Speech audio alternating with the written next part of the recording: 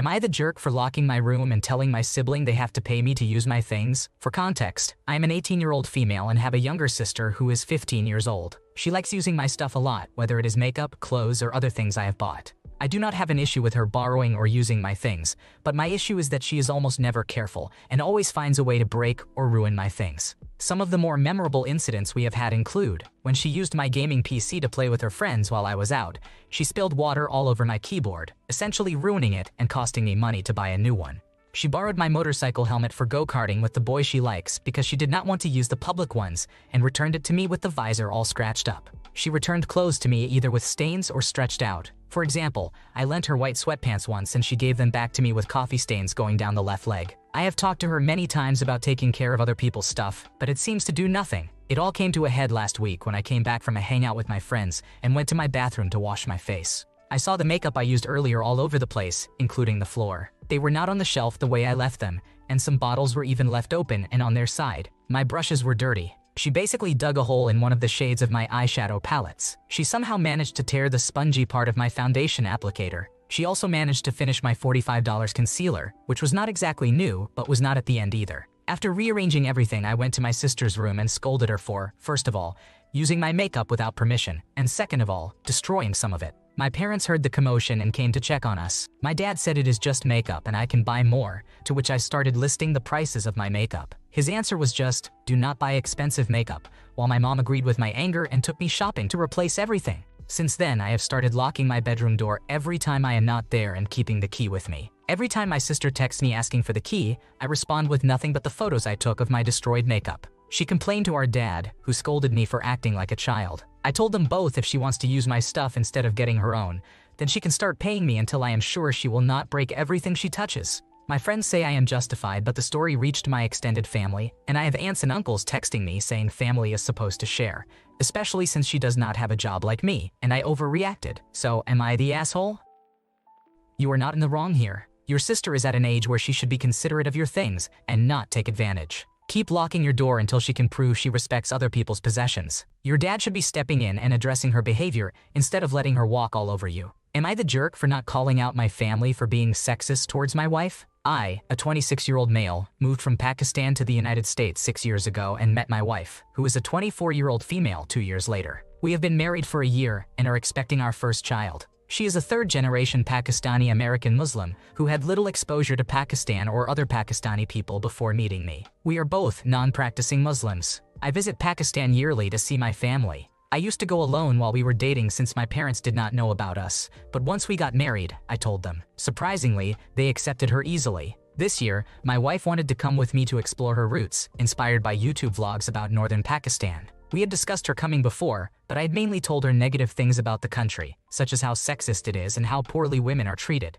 This is true and one reason I left. Honestly, I was also a little embarrassed about her finding out where I grew up. I was pretty poor in Pakistan, living in a bad part of the city, while she is from a wealthy American family. Yes, it is a douchey thing to say, but I was embarrassed. I told her she could come but would need to cover up, hijab, and hide her opinions from my relatives. She said her online Pakistani friends told her hijab is not necessary, especially if you are from the upper middle class or upper class, which most of her friends are. I agreed she did not have to wear hijab but should wear shawl or kameez, traditional Pakistani attire, and be prepared for a lot of stares. We landed in Pakistan. Upon arrival in Lahore, she was overwhelmed by the pollution and the large welcoming party of relatives. The next day, she went for a walk alone without telling anyone, causing panic as it is uncommon for women to go out alone. My parents advised her, but my father's tone was harsh. She was upset by the stares and my father's reaction. I told her I had warned her about this. During our stay, some relatives made sexist comments about hijab and a woman's role in marriage, mostly when women were alone. They said things like, "You should start wearing hijab. It's compulsory in Islam," or "You should take care of your husband well, serve him." A religious auntie said, "The Prophet said the woman who talks back to her husband won't even smell paradise's scent," when she saw my wife talking a little rudely to me. These comments were made by female elders when the women in my family and she were alone, so I could not intervene. My wife told me about these incidents after we returned to the United States. Honestly, I would not have stood up for her there anyway because there is no way I could change those people's opinions. I just wanted to spend the short time there peacefully and come back. Now that we are back, she said I should have stood up for her and she felt like an object there. I said I had warned her what would happen, but she did not listen. She is still mad after a week, accusing me of not standing by her. It's understandable that defending her wouldn't have changed their opinions and might have even caused World War III in the family. Still, setting boundaries is essential for your wife's mental state, even if it means facing criticism from your relatives. The comments from your father and aunts are harsh, and it would be much worse for your wife since she's not accustomed to such treatment. Creating these boundaries now is crucial, especially if you have a daughter in the future, to protect her from the same toxic environment. Am I the jerk for telling my fiancée's mom she's clueless and needs to mind her own business? I am a 27-year-old male engaged to Sienna, a 26-year-old female, and we're having some trouble with her mother, May. I get along fine with Sienna's family for the most part, even May typically. However, she has always been a little intrusive into my family life and wanting to know details that are really none of her business. I don't have a close family, or a family at all, really. My mother was a train wreck of a person who destroyed her life when she was previously married by cheating and getting involved with some shady guys. This ended her marriage and caused tension with her 2 children from her ex-husband. She ended up pregnant with me, and there were 3 guys who could have been the father. None were happy with the situation she made. When my father was confirmed, she chose another guy instead, and my father left the picture. My mother ended up losing custody of me when I was 3 or 4 years old because she wasn't taking care of me, was letting her boyfriend mistreat me, and they were involved in criminal activities that she had a long history of by that point. Her other children's father was given sole custody of them, and he was asked by a social worker to take me. He initially said no. Then someone, and I don't know who, told him that his kids would hate him forever if he left me to the system. So he took me in and let me live with them until I turned 18. But his kids didn't want me, and he sure as hell didn't. So while I had a family in the sense I grew up with other people in the same house, nobody actually wanted me there, and it was made very clear to me by my mother's other children that I wasn't their sibling. They didn't hate their dad for not taking me because they didn't want me. Their father wasn't hostile to me exactly, but he was cold, and he made it very clear I was not his kid. By the time I turned 17, I was on my own because he realized his kids had never loved me, and I was dropped with the knowledge that nobody would come for him for leaving me at 17 when I was already working. I have nothing to do with them now, or my mother or my father or extended family. Sienna is from a very complicated blended family. May appears to have a very defensive view of blended families, and being aware somewhat of my past, she has pressured me to reach out and invite my family to my wedding. To her, my family means the man who raised me and his kids. Sienna has told her that won't be happening, and we stopped seeing her for a period of time because of her insistence on bringing it up. May finally decided to tell me I owe her the whole story, and she'll be able to help me make amends with my family because that's what's best for everyone. I told her she was so clueless if she thought things work that way. I told her she needs to mind her own business because I don't owe her my whole background. Sienna kicked May out, but not before May told me I had spoken to her harshly when all she was doing was helping. Am I the asshole? May needs to mind her own business and stop acting like she's Dr. Phil.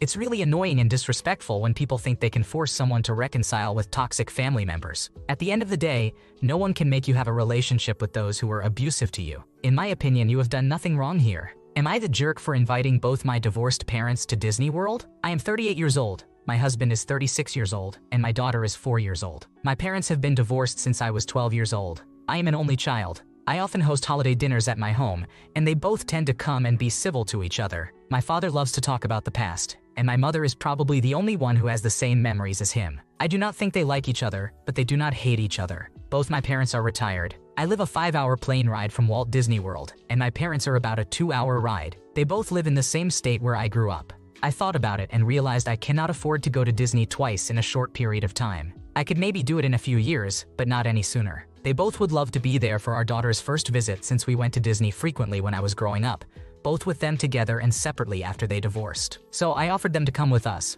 with everything but flights paid for by me. However, it would have to be both of them. I refuse to choose one, and since I am paying, they can either come now or join us in a few years. They will each get their own bedroom, but they would need to be around each other for meals unless they prefer to eat alone. Since I am paying, I feel like this is fair. My mother agrees and has said she would be fine with it. My parents are very different. My mother would take my daughter back to the hotel a lot for naps or sit with her in the shade while we go on the rides my daughter cannot go on. My father would prefer to be on the rides with us and go non-stop. I do think they will not have to deal with each other much. Neither of them is married or in a relationship, so there are no jealous partners. My father, however, is not thrilled.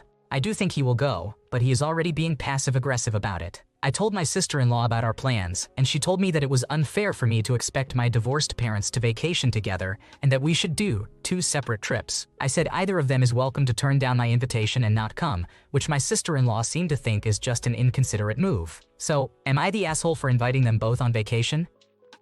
You are not the jerk, and what you did was fair and inclusive. You made it accessible so they don't have to share rooms and are both able to participate in this activity with your daughter. They can either tolerate being around each other and be civil, or they can choose not to come. However, if your dad is already being passive-aggressive about it, that might continue on the trip and ruin it, so you might want to think about that. Am I the jerk for leaving my best friend at the bar after she grabbed my plate and refused to give it back until I apologized? My friend, a 24-year-old female, and I, also a 24-year-old female, have been friends for over 4 years. We will call her Mia Dawai. This incident happened towards the end of February this year. Mia and I had decided to meet up for drinks and tape us to catch up, as we hadn't seen each other since the beginning of January. Everything was going well on our girls' day out, until Mia started getting tipsy. I had shown her a picture of the Valentine's Day setup my boyfriend had done for me 2 weeks prior. I do not really post on social media anymore, so this was her first time seeing it. Her whole aura completely changed. The conversation started getting confrontational, and Mia asked why I had not been checking up on her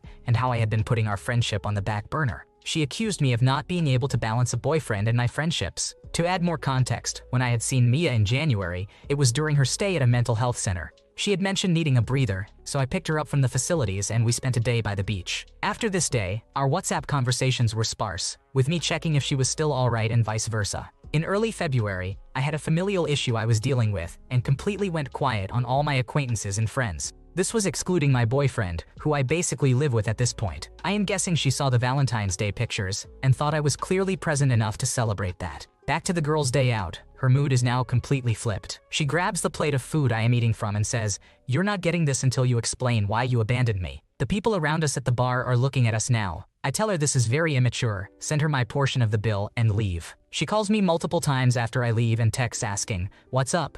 She eventually sends a text, a couple of days later, apologizing for her behavior. I guess my mistake was responding to the text 4 days later, accepting the apology, because we have not spoken since.